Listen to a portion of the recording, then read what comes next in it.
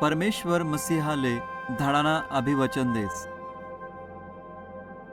पहिलेपासूनच परमेश्वरनी मसीहाले धाडानी योजना बनायली होती. मसीहाना संबंधमा अभिवचन सर्वास्तून पहिले आदम व हव्वा यसना जोडेवना.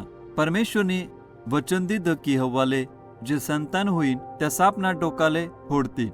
ज्या सापनी हव्वाले फसाडेल होतं तो सैतान होता. ह्या अभिवचना अर्थ हे होतं की मसीहा सैतानले पूर्णपणे हराई टाकेल. परमेश्वरने अब्राहमले असं वचन दिलं की तेनाद्वारे जगमधलं सर्व कोई आशीर्वादित होतील. पुढे भविष्यमा मसीहाले येवानंतर ह्या अभिवचन नि पूर्णता होणार होती. तो प्रत्येक राष्ट्रमधला प्रत्येक गट मधला लोकसना तारण होणं शक्य करी.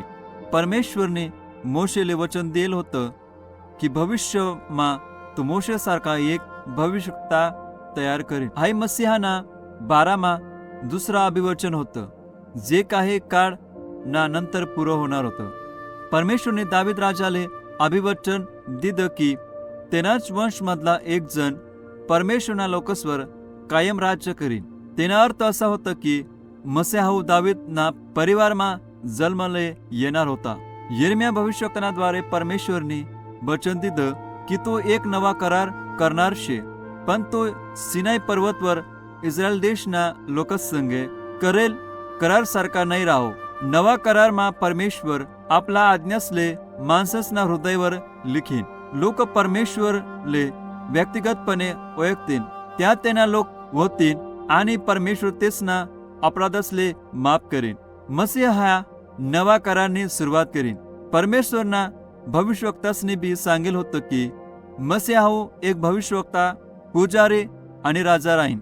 भविष्यवक्ता हा एक असा माणूस रास की जो परमेश्वरना संदेशले ऐकसन तो लोकसले सांगस. परमेश्वरने दिल व अभिवचन मसीहा हा एक पूर्णपणे भविष्यवक्ता राहीन. इस्रायली पुजारी लोकसने करेल पापसना शिक्षासना प्रायश्चित मनीसन परमेश्वरले होमार्पण करत होतात. पुजारी लोकसनासाठी परमेश्वरले प्रार्थना बी करत होता. मसीहा एक पूर्णपणे महापुजारी राहणार होता जो परमेश्वरले स्वतःना परिपूर्ण बलिदान करणार होता. राजा म्हणजे जो लोकस्वर राज्य करस व तेच ना न्याय करस. आपला पूर्वज दावीदना सिंहासनवर मसीहा एक परिपूर्ण राजा राहीन. तो पुरा जगवर कायम राज्य करीन आणि प्रामाणिकपणाकन न्याय करीन व योग्य निर्णय लिहीन. परमेश्वरना भविष्यवक्तासनी मसीहाना 12मा गैर दुसऱ्या गोष्टी पहिलेच सांगी ठेवले होतात. मलाकी भविष्यवक्ताने भविष्यवाणी करेल होती की मसीहा येवाना पहिले एक महान भविष्यवक्ता येईन.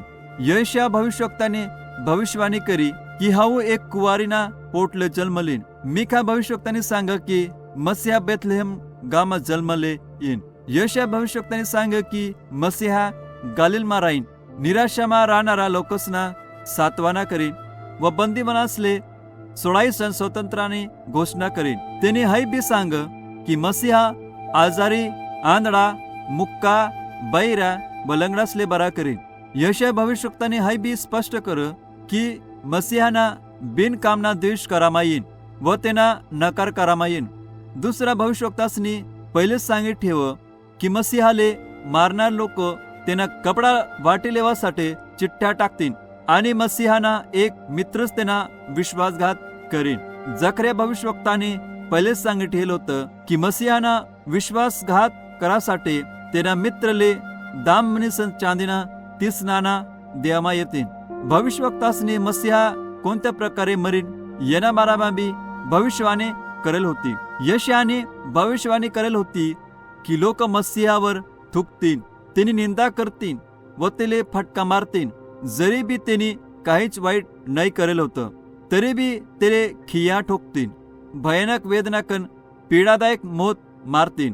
भविष्यवक्तासने हाय बी सांग की मसीहा पूर्णपणे निष्पाप राहीन. तो सर्व लोकसना पापसना प्रायश्चित मनीसन मरीन. त्याले भेटील शिक्षा माणूस आणि परमेश्वरना मधमा सामंजस्य उत्पन्न करीन.